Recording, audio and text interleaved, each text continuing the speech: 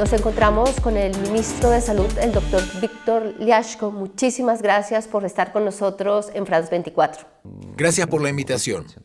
Y empecemos hablando sobre la situación del sistema de salud en Ucrania después de estos meses de guerra. La situación en el sistema de salud es bastante compleja. Y esto es resultado de la invasión a gran escala de la Federación Rusa a nuestro país. Una invasión que es importante recordar no ha sido provocada. Rusia se comporta como un país terrorista, viola todas las convenciones posibles, incluida la Convención de Ginebra, dispara a la población civil y destruye la infraestructura civil. Después de casi 5 meses de la invasión, Rusia ha dañado más de 800 establecimientos de salud, 127 fueron completamente destruidos y es imposible restaurarlos. Para reconstruirlos necesitamos una inversión de 32.000 millones grishnas, que es alrededor de $1.000 millones estadounidenses. Paralelamente, las farmacias están colapsando. Más de 500 han sufrido daños y más de 100 no han podido repararse. Necesitamos construirlas de nuevo. Esto limita el acceso de las personas a medicamentos que salvan vidas. Rusia también destruye ambulancias. Más de 85 han resultado dañadas por disparos, proyectiles y otros. Unos 150 automóviles fueron incautados por terroristas y no sabemos su destino posterior.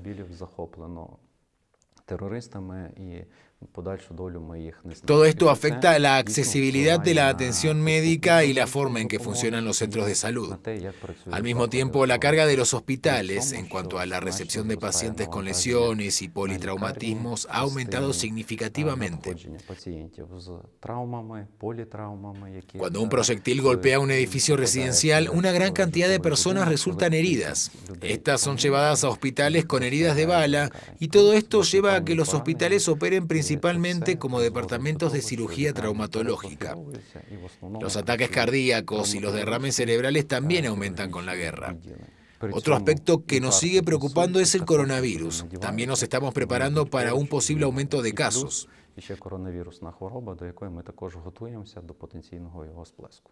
Las organizaciones internacionales, especialmente las Naciones Unidas, han hablado de 269 hospitales y centros de salud que han sido atacados por las fuerzas rusas. ¿Cuál es la situación en esos centros y cuáles son las cifras que tiene el gobierno ucraniano? Cuando la Organización Mundial de la Salud y otras organizaciones hablan de ataques a centros de salud, se refieren a aquellas instituciones que pueden verificar personalmente. Pero las organizaciones internacionales no ingresan a la zona de combate y no ingresan a territorios donde Rusia está tratando de establecer un régimen de ocupación. Nosotros, como Ministerio de Salud, recibimos información de estos territorios también durante el periodo de hostilidades. Hoy estamos hablando del hecho de que los rusos mataron a 13 trabajadores médicos y 48 resultaron gravemente heridos. Pero estas son cifras relacionadas con médicos civiles a las que podemos acceder. Entendemos también que este número puede ser mayor, ya que una gran cantidad de médicos civiles han sido reclutados en las Fuerzas Armadas de Ucrania, que ayudan a nuestros militares, que defienden la frontera de nuestro país, y hay una gran cantidad de médicos hoy cuyo destino aún no conocemos. Se consideran desaparecidos porque no se ha identificado dónde podrían estar en este momento. Estos son todos nuevamente los resultados de la agresión sin sentido de la Federación Rusa. Hablemos un poco de toda esta región del este del país, en Kharkiv y en el Donbass, especialmente donde esos hospitales han sido atacados. ¿Cuál es la situación en este momento de esos centros y del personal de salud? Quiero enfatizar que el problema no es con el gobierno de Ucrania. El problema está en la Federación Rusa, porque por alguna razón transferimos las consecuencias de la invasión sin sentido de la invasión rusa a otros. Es necesario entender que la catástrofe humanitaria es causada por el hecho de que la Federación Rusa ha invadido nuestro país y está bombardeando nuestras ciudades y hospitales. Por eso tenemos un acceso limitado. Y en algunas regiones no hay ningún acceso para el suministro de medicamentos al territorio donde Rusia está tratando de establecer un régimen de ocupación.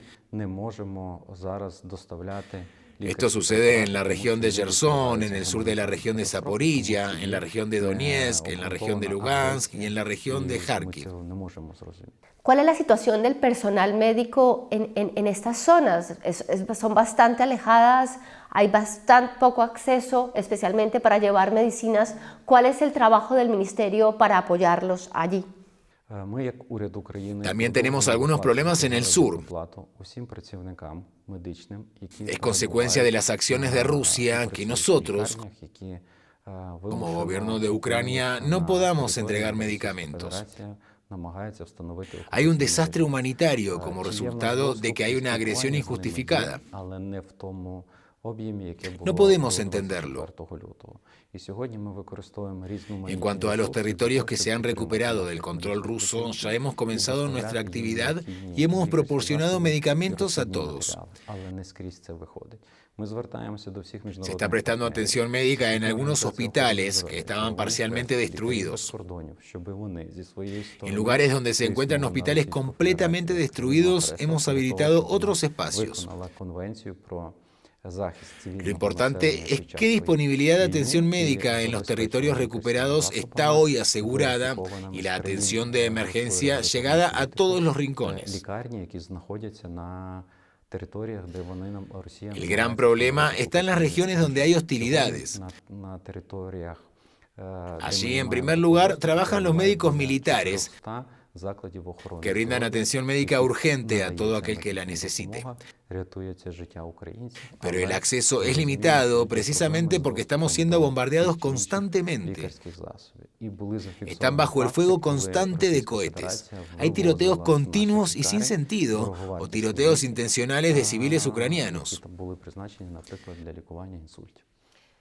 Hablemos también de esos hospitales que están en esas regiones donde están ocupadas actualmente por las fuerzas rusas, pero son hospitales ucranianos, el personal que trabajaba allí es ucraniano. ¿Cuál es la relación de ustedes con ese personal? ¿Les siguen pagando salarios? ¿Cómo tratan a los pacientes? ¿Cómo es esta relación? El gobierno de Ucrania continúa pagando salarios a todos los trabajadores médicos que están y trabajan en hospitales que se encuentran en territorios donde la Federación Rusa está tratando de establecer un régimen de ocupación. Tenemos acceso y comunicación con ellos, pero no en el volumen que había antes del 24 de febrero. Actualmente utilizamos diversos recursos para apoyar a nuestros trabajadores médicos y entregarles los medicamentos e insumos necesarios, pero no funciona en todas partes. Apelamos a todos los socios internacionales, la Organización Mundial de la Salud, la Cruz Roja, Médicos Sin Fronteras, para presionar a la Federación Rusa, el país agresor, para que cumpla la Convención sobre la protección de la población civil en tiempo de guerra y proporcione medicamentos verificados con estricta política regulatoria en hospitales ubicados en territorios donde Rusia está tratando de establecer un régimen de ocupación. En los territorios donde no tenemos ese acceso, hay alrededor de 400 establecimientos de atención médica que brindan asistencia y salvan la vida de los ucranianos. Pero entendemos que hay problemas de acceso a ciertos medicamentos. Hubo hechos registrados de que la Federación Rusa exportó de nuestros hospitales medicamentos costosos que estaban destinados allí, por ejemplo, para el tratamiento de accidentes cerebrovasculares. En estas zonas alejadas de Ucrania, la situación es bastante complicada para evacuar a los pacientes. ¿Cuál ha sido toda esa logística que han puesto ustedes en marcha para apoyar no solamente a quienes están heridos en la guerra, sino a esa población que todavía vive en esas regiones? El sistema de atención de la salud se reorientó en función tanto de la migración interna forzada de ucranianos como de la migración externa. Hoy tenemos un claro seguimiento de la ocupación de camas quirúrgicas de perfil terapéutico en el oriente, centro y occidente de nuestro país. Entendemos las etapas y cómo evacuar a los heridos a aquellos hospitales con menor carga de trabajo, donde se pueda brindar asistencia médica. Al mismo tiempo, el programa Evacuamed trabaja con la Comisión Europea. Gracias a este, evacuamos a los heridos graves para su tratamiento en hospitales de países europeos. Además de la ayuda de los Estados Unidos de América y Canadá, estamos potencialmente negociando con Israel y Australia para que también estén dispuestos a aceptar ucranianos gravemente enfermos y heridos para brindar asistencia médica.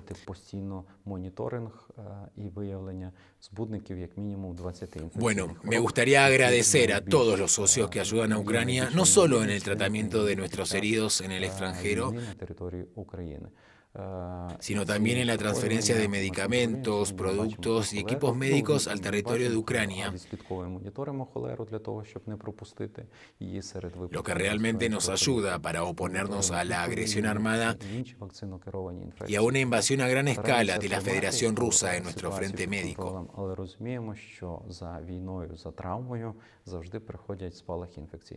Usted es experto en epidemias y tuvo a su cargo lidiar el COVID-19. No se siente en Ucrania, pero todavía continúa. ¿Cuáles son esas estrategias de ustedes todavía para apoyar a la población y también para evitar que sucedan otras epidemias o otros problemas de salud, especialmente en esas zonas donde la gente no tiene agua, no tiene gas, lleva meses viviendo en refugios subterráneos? Bueno, esta pregunta tiene dos componentes. Primero, una contramedida contra COVID-19 y de hecho en los últimos meses hemos visto una disminución en el número de casos de enfermedad por coronavirus en Ucrania. Esto estaba relacionado con la disminución general de casos en el territorio de la región europea y en principio no lo excluimos con la restricción del acceso a los diagnósticos de los ucranianos que estaban principalmente preocupados por salvar la vida y no por salvar la salud. Porque era imposible salir a hacer la prueba. Había constantes disparos de cohetes y de artillería en ciertas regiones de nuestro país. Con respecto a la situación epidémica en Ucrania en su conjunto, hoy es estable y controlada. Se ha creado una red de centros de control y prevención de enfermedades en Ucrania. Al comienzo de la guerra completamos los reactivos necesarios y los sistemas de PCR para monitorear o identificar continuamente los patógenos de al menos 20 enfermedades infecciosas. La probabilidad de que ocurran es más alta durante la guerra y controlamos estas enfermedades día a día. Rastreamos y monitoreamos cólera para no perderlo entre los casos de gastroenterocolitis. Monitoreamos tanto la poliomielitis como otras infecciones controladas por vacunas. Por lo tanto, tratamos de mantener la situación bajo control, pero entendemos que los brotes de enfermedades infecciosas siempre ocurren después de las guerras y el trauma. Un gran número de personal médico, parte ha quedado afectado, herido por la guerra, y otros, especialmente mujeres, salieron del país como consecuencia de que tenían que evacuar a sus niños y especialmente en los momentos más difíciles.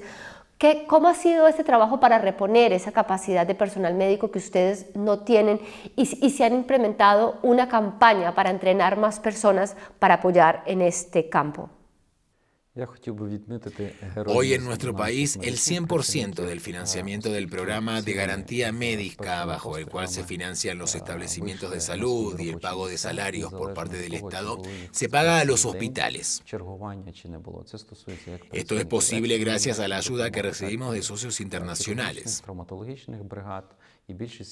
La última ayuda es de $1.700.000 que los Estados Unidos de América transfirió al presupuesto de Ucrania como compensación para los gastos incurridos por el Estado para cubrir el programa de garantía médica. La Unión Europea y otros países socios otorgan fondos adicionales al presupuesto, por lo que estamos muy agradecidos, ya que la economía de Ucrania no está funcionando como antes.